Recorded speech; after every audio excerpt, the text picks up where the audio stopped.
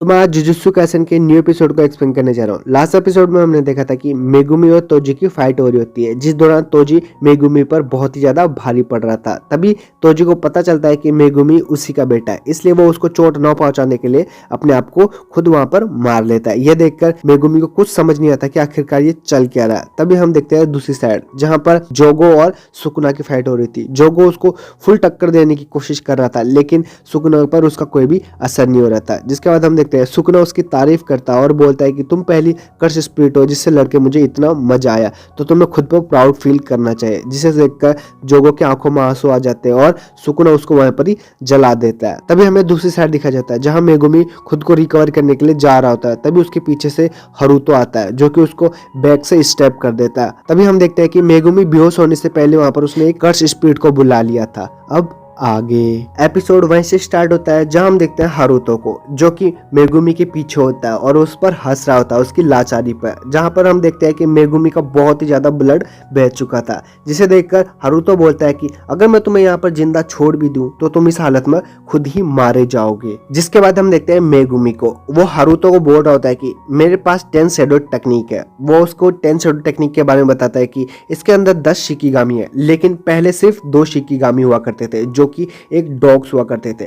लेकिन अब इसमें टोटल 10 शिकिगामी है, और जो 10वें नंबर का शिकिगामी है वो सबसे पावरफुल शिकिगामी है, और वो ऐसा शिकिगामी है जिसे आज तक कोई भी हरा नहीं पाया। जिसे सुनकर हारुतो बहुत ही ज्यादा डर जाता है। उसे समझ आ जाता है कि ये आखिरकार किसके बारे में बात कर रहा है। तभी मेगुमी बात आगे कंटिन्यू करते हुए बोलता है कि मैं भले ही उनको हरा नहीं सकता, लेकिन उनको बुला सकता हूँ। जिसके बाद हमें बताया जाता है कि जो भी इन शिकिगामी को बाहर बुलाता है तो पहले उनको हराता है, तब जाके वो उन पर कंट्रोल कर सकता है। लेकिन मेगुमी हरा तो नहीं सकता, लेकिन उनको बाहर बुला सकता है। जिसके बाद वो बताता है कि अगर एक बार ये बाहर आ गए और जिसने उसको बाहर बुलाया उसको वो नहीं हरा सकता, तो ये उन सबको मार देगा जो उसके सामने होंगे, और ये तब तक तबाही मचाएगा जब तक इसको खत्म नहीं किया जा सकता। जिसे सुनकर अब हारुतो की और ज्यादा फट रही होती है, और ये बात कर रहे होते हैं जनरल माहोरोगा की। जिसके बाद हम देखते हैं कि मेगुमी वो रिचुअल परफॉर्म करने के लिए खड़ा होने की कोशिश करता है, लेकिन उसके पैर इतने कांप रहे होते हैं और वो इतने कमजोर हो गया होता है कि वो ढंग से खड़ा भी नहीं हो पा रहा होता है। तभी हमें मेगुमी का फ्लैशबैक दिखाया जाता है। वो पास्ट में याद करता है कि जब गोजो और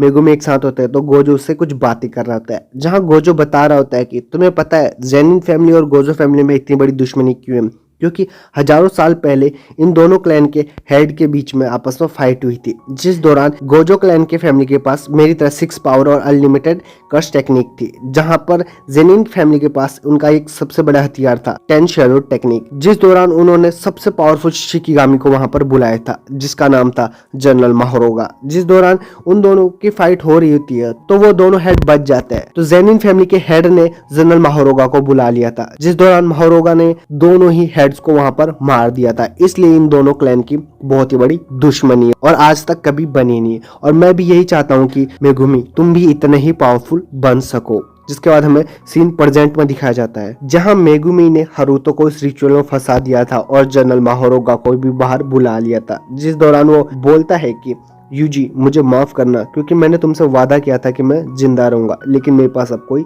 चारा नहीं है। जिसके बाद वो हारुतो को बोलता है कि ऑल द बेस्ट, तुम अपना ध्यान रखना, और वो वहां पर स्माइल करने लगता है। तभी हम देखते हैं कि जनरल माहोरोगा वहां पर समन हो चुका था और उसने मेगुमी को एक पंच मार के पीछे धकेल दिया था। जिसके बाद हम देखते हैं कि मेगुमी की हालत बहुत ही ज्यादा खराब हो जाती है और वहां पर बेहोश हो जाता है। तभी हम देखते हैं कि वो हारुतो की तरफ जा रहा होता है, जिस दौरान वो उसको भी मारने वाला होता है। तभी हमें दिखाया जाता है हारुतो की वो 6 लाइन के बारे में, जिस दौरान वो उसके एक लकी चार्म की तरह होता है। अगर ये 6 लाइन खत्म हो जाए तो हारुतो वहां पर मारा जाएगा। उसके बाद हम देखते हैं कि माहोरोगा उस पर अटैक करने वाला होता है। तभी हम देखते हैं कि वहां से हारुतो गायब हो जाता है और उसको सुकुना ने बचा लिया होता है। तभी हम देखते हैं सुकुना जैसे वहां पर आता है तो मेगुमी को देखता है और उसे पता चल जाता है कि मेगुमी ने इस पर एक रिचुअल परफॉर्मेंस किया। अगर हारुतो यहाँ पर मारा जाएगा तो इनडायरेक्टली मेगुमी भी वहां पर ही मारा जाएगा। तो सुकुना बोलता है कि अच्छा हुआ कि मैंने इसको बचा लिया, क्योंकि सुकुना नहीं चाहता कि मेगुमी मारा जाए, क्योंकि उससे काम है। जिसके बाद हम देखते हैं वो माहोरोगा को देखता है और बोल रहा होता है कि चलो आओ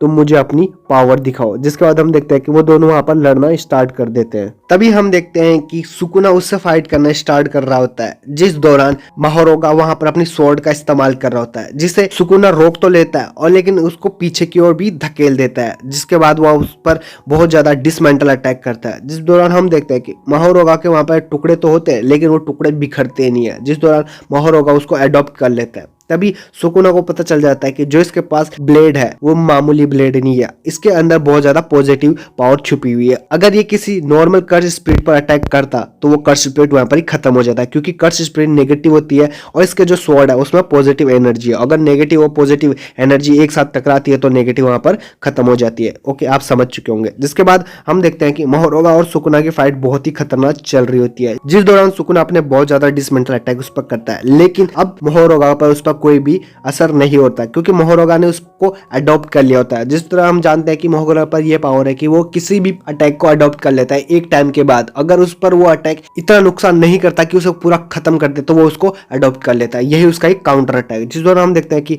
ये देखकर सुकुना को भी बहुत ज्यादा मजा आता है और वो बोलता है कि चलो अब मजा करते हैं। जिस दौरान हम देखते हैं कि इन दोनों की फाइट इतनी खतरनाक चल रही थी कि आसपास की बिल्डिंग वहां पर खत्म हो रही थी। महारोगा उस पर न जाने कितने कार से उस पर अटैक करता है, बिल्डिंग फेंक के मारता है, जिस दौरान वो सुकुना को कड़ी से कड़ी टक्कर दे रहा था। यह देखकर सुकुना को भी उस पर बहुत ज्यादा मजा आ रहा होता है और वो अपने डिसमेंटल अटैक से उस पर अटैक करता जाता है। जिस दौरान हम देखते हैं कि एक बिल्डिंग के अंदर बहुत ज्यादा लोग होते हैं, तभी हम देखते हैं कि वो दोनों उसी बिल्डिंग के अंदर चले जाते हैं और खुद की फाइट के साथ उन लोगों को भी वहां पर वो खत्म करना स्टार्ट कर देते हैं। उन दोनों को फर्क नहीं पड़ रहा था कि कोई इंसान उनके बीच में आ रहा है या मारा जा रहा है। जिस दौरान हम देखते हैं कि महारोगा पर अब सुकुना के कोई भी अटैक काम नहीं कर रहा होता है क्योंकि उसने डिसमेंटल अटैक उस पर अडॉप्ट कर लिया होता है। तभी सुकुना सोचता है कि अब इसको हराने के लिए अपना सबसे खतरनाक अटैक में से करना पड़ेगा। तभी महारोगा उस पर एक ट्रेन फेंक के मारता है, लेकिन सुकुना को उस पर कोई भी असर नहीं हो रहा होता। जिस दौरान हम देखते हैं कि सुकुना उस पर अनलिमिटेड डिसमेंटल अटैक करता है और उसके टुकड़े टुकड़े वहां पर कर देता है। लेकिन हम देखते हैं कि थोड़ी देर में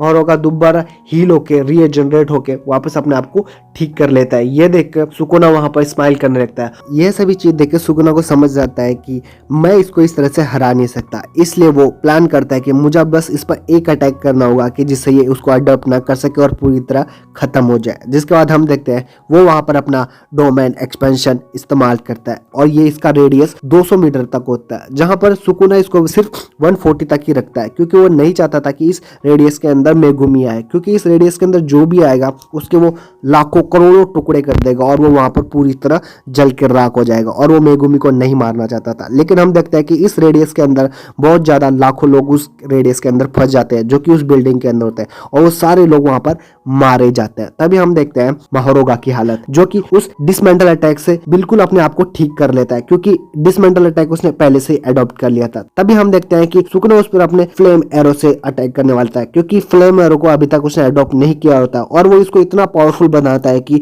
महारोगा इसको अडॉप्ट ही ना कर सके। तभी हम देखते हैं सुकुना उस पर पहले अनलिमिटेड डिसमेंटल अटैक करता है, उसके करोड़ों टुकड़े कर देता है और उसके बाद अपने फ्लेम एरो से उस पर अटैक कर देता है और वो अटैक इतना पावरफुल होता है कि वहां पर सिर्फ तबाही तबाही हो जाती है और महारोगा इसको अडॉप्ट नहीं कर पाता और वहां पर जल के राख हो जाता है और हमें उसका व्हील चक्र दिखाया जाता है जो कि अब एकदम राख हो चुका था और इससे पता चल जाता है कि महारोगा यहाँ पर खत्म हो चुका है। तभी हम देखते हैं सुकुना को, वह मेगुमी की तरफ जा रहा होता है और साथ ही उसको हारुतो मिलता है जो कि हारुतो उसको देखकर डर रहा होता है। तभी सुकुना उसे बोलता है कि तुम यहाँ से निकल जाओ वरना मारे जाओगे। तभी हम देखते हैं हारुतो वहां पर खुशी मना रहा होता है कि मेरी किस्मत कितनी अच्छी है कि मैं यहाँ पर बच गया और वहां पर खुशी खुशी जा रहा होता है। तभी सुकुना उसको बीच में से ही काट के फेंक देता है। तभी हम देखते हैं सुकुना को जो कि मेगुमी की हालत देख के समझ चुका था कि अगर मैंने इसको अभी बचाया नहीं तो ये मारा जाएगा और वो सीधा जाता है प्रिंसिपल यागा के पास और वो उसको वहां पर छोड़ के आ जाता है क्योंकि वहां पे सुपर स्पीड के कारण